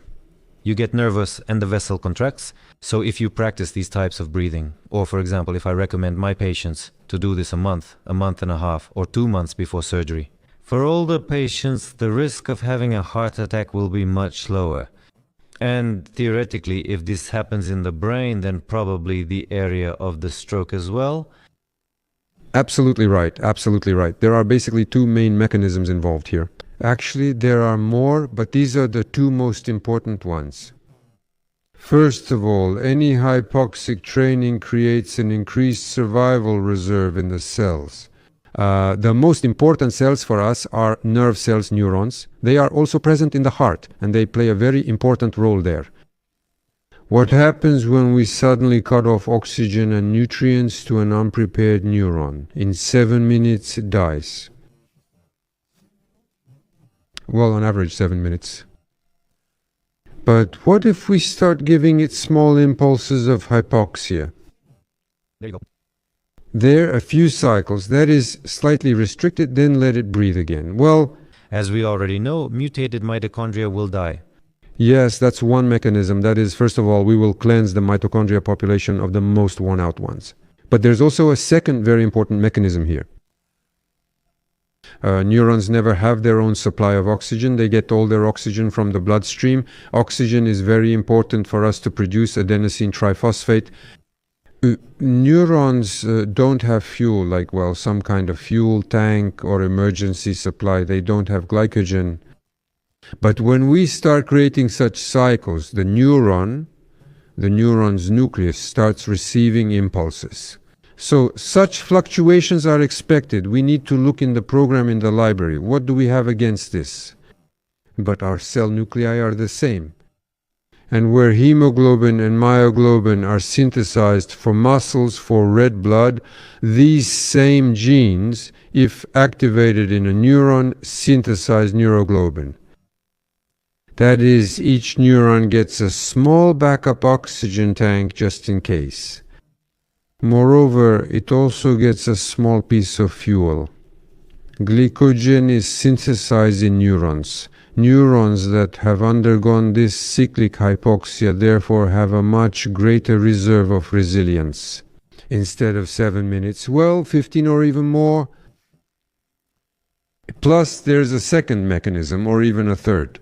This is something that's especially important for the heart, but also for the brain. Vasculogenesis occurs and capillarization happens in those areas where there was less oxygen. Well, during fluctuations, there are critical zones. Yes, in these critical zones where the oxygen is below some acceptable level, signals are created that attract the growth of capillaries. Capillaries grow into those areas. That's capillary genesis. A heart that undergoes hypoxic training is much richer in capillaries than one that does not. So it turns out that any reconstructive surgeries, the healing process will be better. Absolutely. And Diabetes, by the way. absolutely. So you see, in biology, these are, well, completely basic things. And diabetes, probably not everyone understands that people suffering from diabetes often have heel necrosis. Necrosis Of the phalanges. Yes, usually, yes, necrosis, amputation happens there. There is a disruption. due to trophic changes in blood vessels. Yes, the blood vessels. And also small fibers, nerve fibers, meaning thin nerve fibers, they are very sensitive and constantly exposed to high glucose. And also, of course, chronic hypoxia develops there. I'm witnessing hypoxic training. Well, I've observed several cases myself where, for example, a person was told by surgeons, you have about 2 years left and then you'll have to have your lower joints amputated. Well, because, it's diabetic neuropathy, what do you expect? He still smokes and, well, he did quit alcohol, he doesn't drink anymore, but every evening he eats a big bar of chocolate. Well, and all of that, of course, fed his diabetes, even if it was metabolic syndrome, but for various reasons, he started hypoxic training under my remote supervision. I was in New York, he was in California. So he walked on the treadmill every day and breathed the hypoxic mixture. 3 months later, he called me at midnight and said, I can feel the carpet under my feet. I didn't understand, so what does that mean? He said, I haven't felt it for 5 years because I have diabetes. They said they'd have to amputate my feet in a few years, but now I can feel the carpet under them. So this kind of prolonged stimulation led to regeneration. First of all, well, obviously the tissues are in place, but most importantly, it led to the regeneration of neurons, to the regeneration of the long neural fibers that innervate all these areas. Can we, in principle, tell our viewers who are listening to us if they have diabetes or if their parents have diabetes? But so that there isn't, the impression that we're promoting some kind of technology. Instead of advertising, let's just recommend. For example, we can recommend yogic breathing practices so that their parents don't decompensate as much or can maintain their health longer during treatment or therapy, for instance, when they're receiving insulin. Yes, I think there are no contraindications here. All that's needed is motivation and an individual approach, and of course the guidance of a good instructor, someone who leads the person along this path. Because when a person, not knowing enough, tries to do it on their own, they often make mistakes, get disappointed and give up halfway. That's how it usually goes. The protocol is relatively simple. My colleague Tamara Voronina, I think about 20 years ago, defended a dissertation in which she showed that using hypoxic training combined with controlled fasting cures type 2 diabetes even in the most advanced cases. That was over 20 years ago. Which is more effective, breathing practices or device-based training? People constantly ask this question. I usually answer it pretty much the same way every time. Well, it's kind of like comparing a scooter to an airplane. Breathing practices are like a scooter.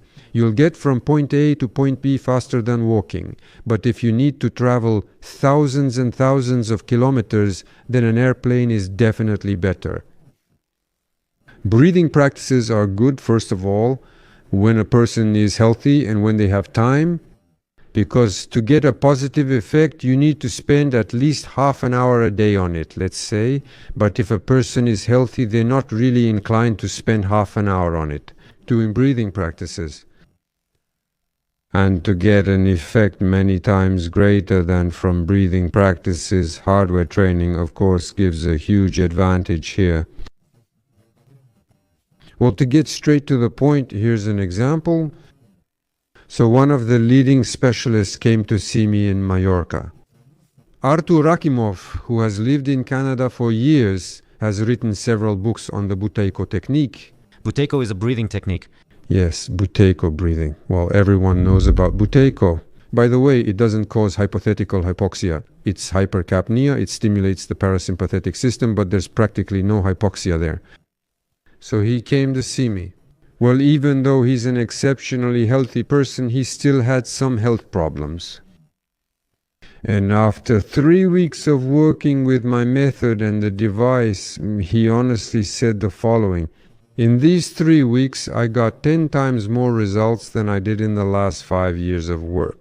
Well, with breathing exercises, there's not much to add to that. And we see that breathing exercises are definitely recommended for healthy people. Well, maybe in some functional disorders, like with somatoform disorders, for example, what is called psychosomatics. Yes, if a person persistently practices these exercises, it will help them. But the same breathing technology using devices, hypoxicators, will do this. Well, let's say instead of a month, in just 1 week. To be continued. If someone is seriously ill, there is no other option. To be continued. Question. Who can go and who can't? Question. Training? Hypoxic training is contraindicated in all acute conditions. That is, whether it's trauma, poisoning, intoxication, blood loss, radiation, or chemotherapy. This is contraindicated in the acute phase due to already maximal stress load, and hypoxia adds further stress even if measured. But during the recovery stage, convalescence, this will speed up recovery and rehabilitation. Well, in general, to sum it up, I would say that they are contraindicated. Maybe decide for yourself. But right now I feel this way not very well. Would I go to the gym for a good workout in this condition? Well, a reasonable person would say, no, my head hurts, something's not right with me, I won't go, I'll skip it. It's exactly the same here. If a person feels stable, then hypoxic training, when properly and individually dosed, is recommended. Stem cells and neurogenesis in The elderly. It is possible? Is it possible? Yes, that's a very interesting question. Well, for so many years we've been told that nerve cells don't regenerate, that once they're gone, right? The volume of the cortex, the gray matter in the brain, regularly decreases with age. By the way, I see this quite often. We examine patients' heads, including when we're looking for metastases, and I notice that the older a person is, the smoother their cortex becomes. Yes. Yes, unfortunately, that's true. The volume of neurons, well, it's not just the volume of neurons, there's also neuroglia, astrocytes, all of that decreases proportionally. But the thing is, it turns out that neurogenesis normally happens in the hippocampus. Yes, that organ of short-term memory, which, by the way, is also the first to be affected in Alzheimer's disease, is normally involved as well. Neurogenesis is ongoing there. That is, new neurons are constantly being formed from stem neuronal cells. In birds, this process is thriving. It turns out that in order to sing their song, they constantly have to synthesize new neurons. The question was whether neurogenesis occurs in the elderly. If you don't do anything, if you don't challenge your brain, then it won't synthesize anything for itself. And how can you challenge it? With those very same cyclical loads. I mean, first of all, metabolic load. That is, once again, it's intermittent, precisely dosed hypoxia, plus appropriate, let's say, nutrition. Nutrition is extremely important. I would even put them on the same level. There you go. If you combine these two factors, many cases of dementia can be reversed. I've personally handled 5 of these cases so far. Continuing. To be continued. A question about sports. Well, I guess it doesn't really apply here. And even our viewers probably aren't wondering about it, because we know that when skiers are preparing, when wrestlers are preparing. But actually all the effect there is attributed to the fact that erythropoietin is released against the background of hypoxia. Yes, and the amount simply increases. Yes, that's a kind of superficial explanation that everyone stops at and is satisfied with, but in fact everything goes much deeper, much deeper.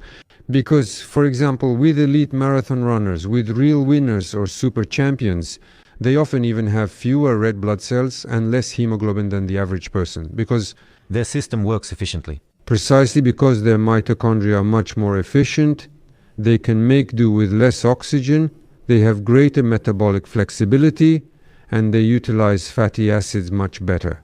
That's why they run the entire marathon on fat metabolism. They get all their energy from fat metabolism. For this, the mitochondria must be of excellent quality.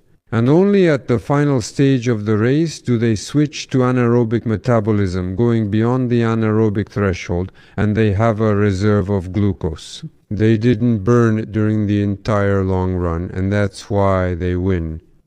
It's the mitochondria. Moreover, there is a lot of data collected now that shows healthy long livers have a rather low level of hemoglobin. That is, it's the combination of two factors: hemoglobin at the lower end of the normal range and good healthy mitochondria. Of course, in the long run, this leads to an increase in the period of healthy life expectancy. Subtitles? Subtitles by Dimatorzok. Subtitles.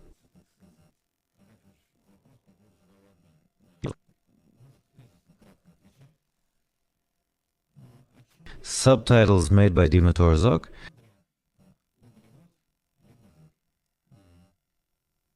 Yes, that's a very important question. We're aiming to lose weight, for example. Many believe more intense workouts are better and seek the optimal range for effective fat burning. That's what it's about. It depends on that. Yes, that's absolutely right.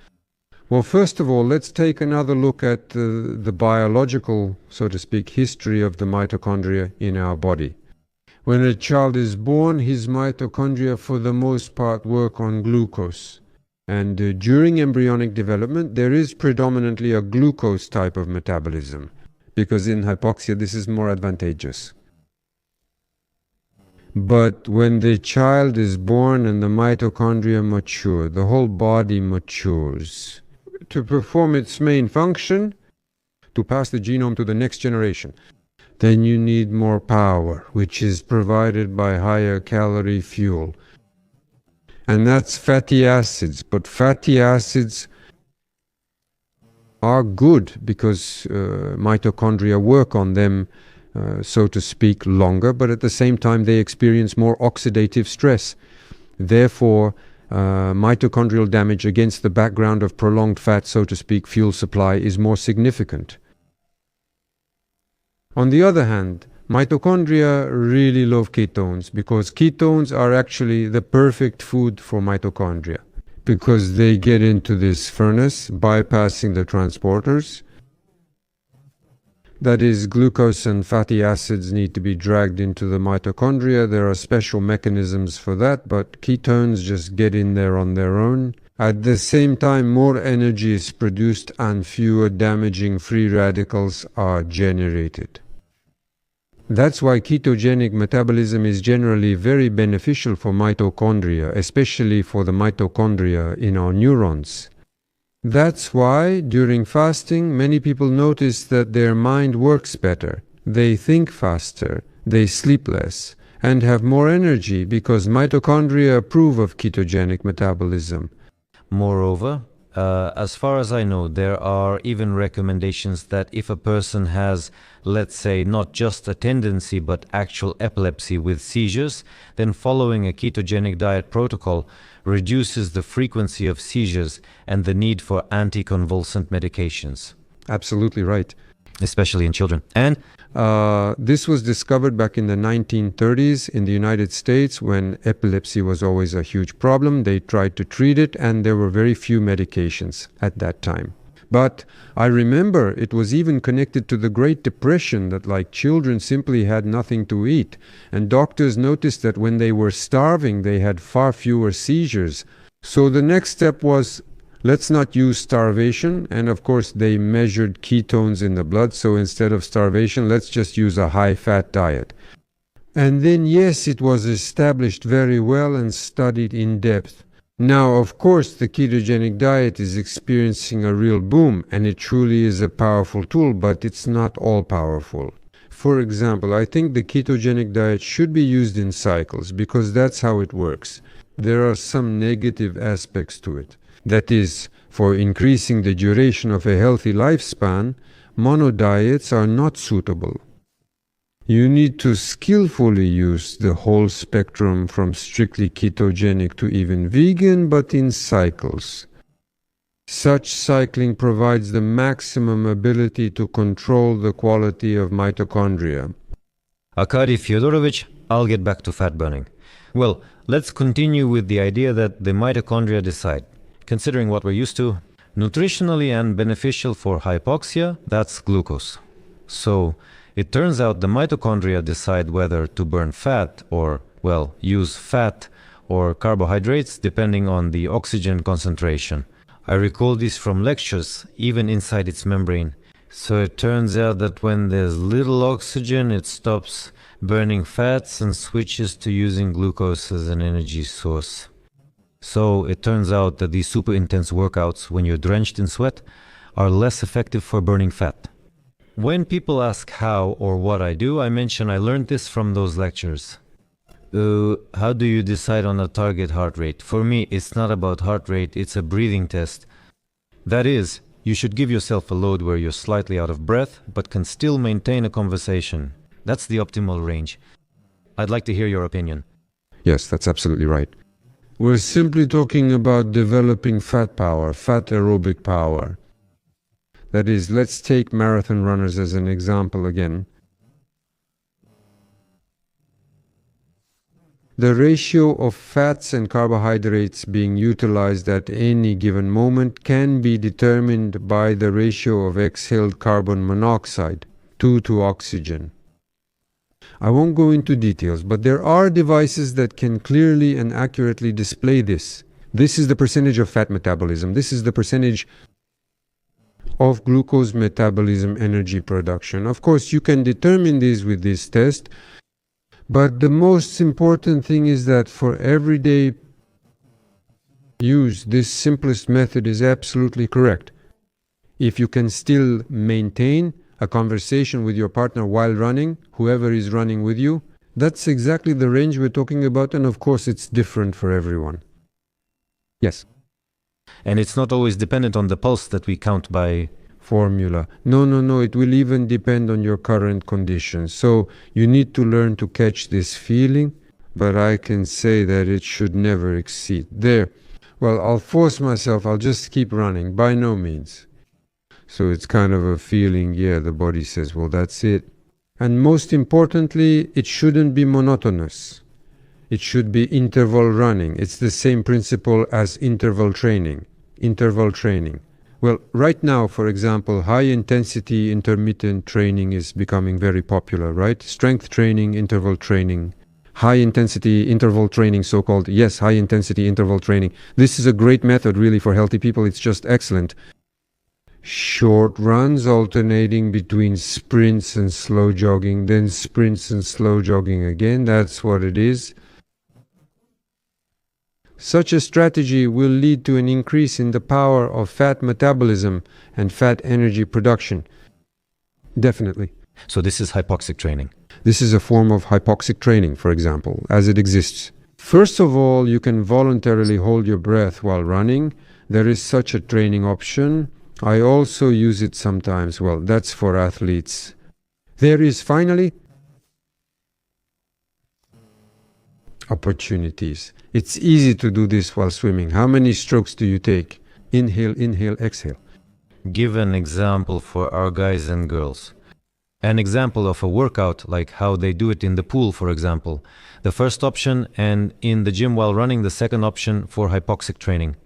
Well, in the pool it's pretty simple. First, when you dive in, you enter the water and start swimming. Usually, well, if it's a competitive training session, when there's already a competitive aspect, then it's pretty fast. But if you're training specifically for endurance and want to improve it with an element of hypoxic training, then the first strokes you don't breathe, meaning you hold your breath until it becomes unbearable. So if you start breathing right away, you won't get into the mode that quickly of maximum metabolism. With breath holding, you'll reach it much faster. And then you swim and breathe, still with a slight lack of air. That is, you deliberately hold your breath so that the feeling remains. Like, I would like to breathe more, but no, I'll stick with this. Then the combination of these two factors, this intense muscular load and mild hypoxia and hypercapnia, gives the maximum effect for mitochondrial biogenesis, for increasing metabolic flexibility. In swimming, it's simple. A. In the gym?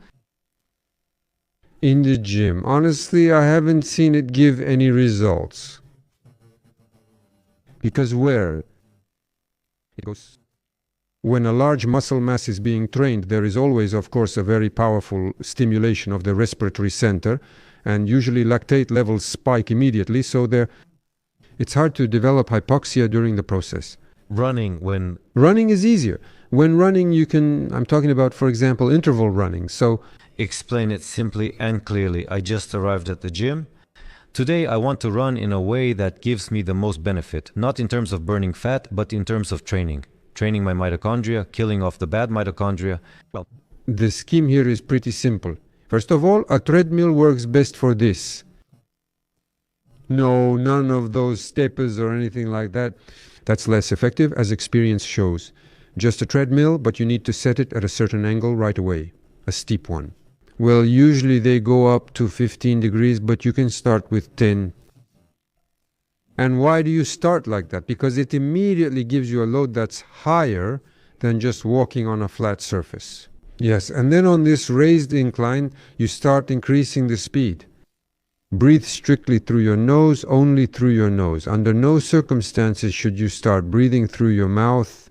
If you do, reduce the load and start working in intervals, yes. So interval, go a bit faster, but first warm up, then interval, run a bit faster and breathe through your nose. Then you think, I've already made it. You can check your pulse with many heart rate monitors, but your pulse is less important here. You can't give numbers here, they're different for everyone. But then comes the relaxation period, the recovery period, so to speak, where you run slowly or even walk. This is when you hyperventilate.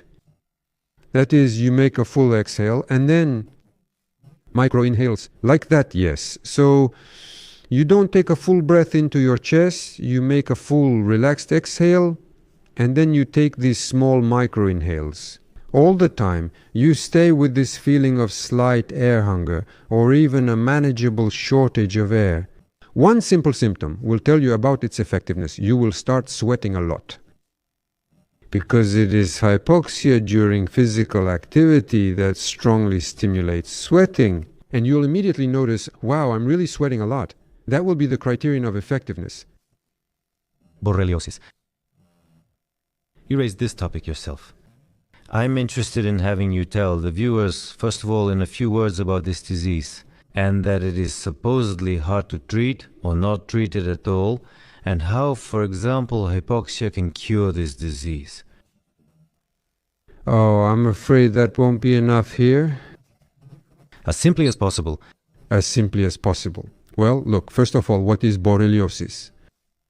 It's a chronic infection that is caused by spirochetes, which are bacteria of this spiral shape, kind of like a corkscrew. And they are very close relatives of the syphilitic Treponema pallidum, meaning they are very closely related. With one difference. Spirochetes. It has about 20 or so genes. The Borrelia spirochete has 2 or 3 times more genes. That means it's incomparably better equipped. And that's why syphilis is curable today. Well, a few injections of bicillin are usually enough, yes, but that's not the case with neurosyphilis. That's a different situation. So what is borreliosis? It's a huge problem for modern civilization. When the COVID pandemic happened, everyone was scared, saying, oh, COVID will destroy us all. It really did take a lot of lives, but immunity to it developed fairly quickly. You can debate vaccines, but COVID is gone and we're not as scared of it now. The borreliosis pandemic has been growing over the last 40 years at an alarming rate. That is, various methods are offered for treatment, comprehensive treatment methods, but they help, let's say, in 60% of cases. And borreliosis is a huge, huge pandemic that keeps growing and growing. But why don't we really hear much about this? Well, to be honest, in Russia, this topic isn't really covered much yet, probably because of various dramatic and other events. But in the West, it's been known for a long time. And even recently, about 4 years ago, the European Parliament issued a memorandum calling for joint efforts and pooling of funds to address the problem of chronic borreliosis. One might ask, why would an organization that deals with completely different issues get involved with a specific disease like this? When I thought about it deeply and looked into it, I understood why. Because many members of the European Parliament and their relatives suffer from chronic borreliosis, and they realize that there is no cure for it. And What are its symptoms? its symptoms, it's a great imitator. It can mimic a lot of diseases. From just skin symptoms to neurodegeneration, chronic fatigue syndrome, and even as a multi-symptom condition like multiple sclerosis. That is, depending on which tissue system is affected, where most of the Borrelia are and where their cytokines and toxins end up, the symptoms will correspond to that. The worst case is neuroborreliosis, when it enters the central nervous system and is extremely difficult to remove. And how do you confirm it? Neuroborreliosis can only be definitively confirmed after death. Sometimes, if a lumbar puncture is performed during the active phase, antigens and even live spirochetes will appear in the cerebrospinal fluid. As it turns out, in most patients who suffered from and died of Alzheimer's disease, Borrelia DNA is found in their neurons. That means they had neuroborreliosis during their lifetime, but without symptoms. No one ever thought it was. And when they do an analysis after death and look for Borrelia DNA, there it is. It could have gotten into the brain only naturally. That's how it is. Not only do ticks transmit it, which is well known, but now it's become clear that mosquitoes also transmit it. It is transmitted transplacentally, that is, from mother to child. It is transmitted between partners. Syphilis is transmitted 100% and borreliosis too. Well, the percentage is small, but it is transmitted. I've had patients like that.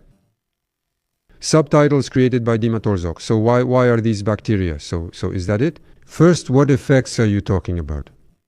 A person simply loses their ability to work. They start having lapses, for example, with their memory. I have a patient, a dentist, who is a very successful dentist. So, well, all the symptoms, first skin-related, appeared as usual, and then a course of antibiotics with each course. For a while, the illness goes away, then it comes back even worse, and the side effects of the antibiotics remain. Well, I mean, it's a typical vicious cycle. And he came to me when he said, I've been driving to work for 10 years on the same road, and now I can't find it. I'm driving my car and I'm losing my way. Well,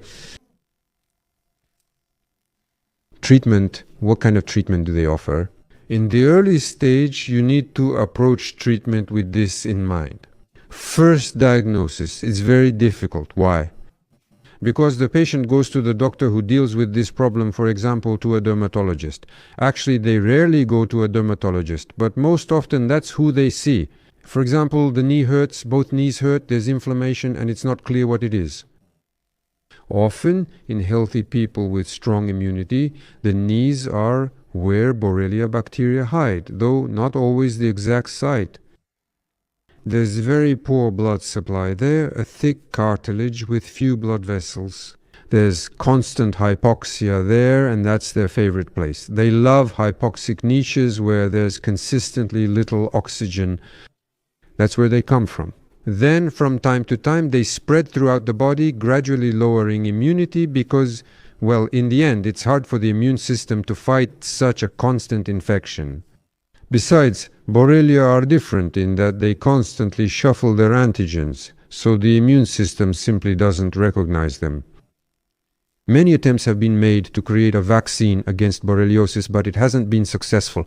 Because first of all, there are different species, at least 4 or 5 types of Borrelia, and besides they all have this ability to trick the immune system. So the situation is catastrophic. Because the antibiotics that quickly suppress Borrelia are from the chloroquine group, and they are extremely strong mitochondrial toxins. We treat one thing, but harm another. Yes, they damage mitochondria, and they do it systemically. This means that immunity is suppressed, as well as connective tissue, muscles, heart, and brain. Everything suffers from this. So, it turns into a vicious cycle. When they get sick, and let's say we destroy the free forms that are circulating, but those that are hiding in hypoxic niches, the antibiotic can't reach them. Not enough blood gets there, and the concentration of the antibiotic is insufficient. So it's a vicious cycle. There are a lot of individual protocols. There are a lot of them with different herbs, combinations, and various methods, including all sorts of vibrations and other things. Well, this helps people who have a decent immune system, but for those whose immune system isn't that good, they just end up in a state of gradual degradation, immobility, and terrible pain day and night. So they just live in this kind of spiral. And moreover, at first the doctors also keep them away from each other because, well, if you can't help a person, well, in general, that's a huge problem. When I started doing this, I had no idea what borreliosis was. I returned to Germany in 2004, and within a year, patients started coming to me. Doctor, we know that your method works, but will it help with borreliosis? I said, I don't know, let's try. The method is safe, non-invasive, so let's give it a try. And indeed, it helped most patients. And quickly too, literally after just a few sessions. People feel better, the inflammation goes away, the intoxication subsides, and their minds become clearer. So, well, it clearly works well. Initially, I didn't understand the mechanism. Well, then the usual standard course of hypoxic training is 10 to 20 cycles of sessions every other day or every 2 days. So, let's say a person receives therapy for a month, feels good, then goes back to their routine, and after 2 or 3 months, everything is bad again. They say the method is bad and doesn't work, but it helped before things got worse again. Of course, I kept thinking, why does this happen? And then, of course, after reading literature, gaining and comparing experience with other doctors, I realized that the whole problem is that Borrelia. On the one hand, they like these hypoxic niches. But on the other hand, if instead of consistently low oxygen in these niches, these fluctuations begin, then for Borrelia, this is an absolutely new evolutionary factor. This hasn't occurred in hundreds of millions of years of their evolution. So, in these niches, they are engaged in the most important activity, reproduction. And for reproduction, stable conditions are needed. For copying DNA, stability is necessary. And suddenly, instead of stability, they experience these fluctuations. Moreover, usually when hypoxia appears in the body for Borrelia, this is a signal to leave their shelter and colonize the organism. It's an invitation. So we lower the oxygen, Borrelia happily come out of their hypoxic niches, and a few minutes later they get a hyperoxic shock. So it's also a disaster for them, one they're not prepared for. In short, I realized that the main thing is to provide a long-term protocol that suppresses Borrelia and their reproduction in hypoxic niches. And there's another nasty thing there, Borrelia. First of all, they exist in three forms. The free forms are those very spirochetes that float in the blood or even burrow into the cell. But when they're exposed to antibiotics or just a strong, powerful immune system, they hide inside the cells, and there they form little bubbles. These are the so-called cell wall deficient forms, meaning round bodies that antibiotics can't reach inside the cells, but they can survive and even multiply there. And finally, the third form is spores, when they turn into tiny grains that are metabolically inert. They hide again in hypoxic niches and can survive there for years. But they awaken under suitable conditions and transform, so everything comes back again.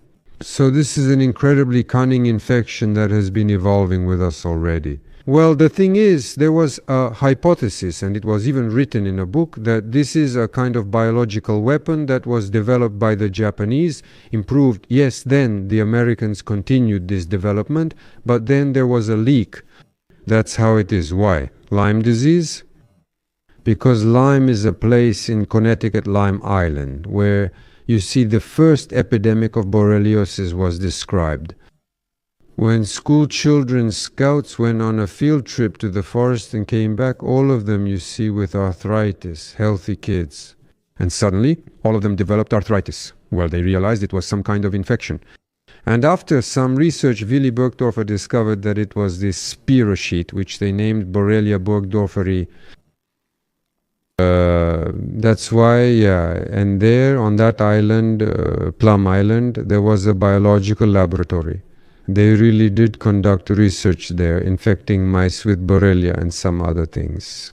This was in the 1950s, but when nuclear weapons appeared, they decided to shut all that stuff down. So the scientists left, but the mice apparently stayed, and they spread out and settled there quite well. Well, that's the hypothesis.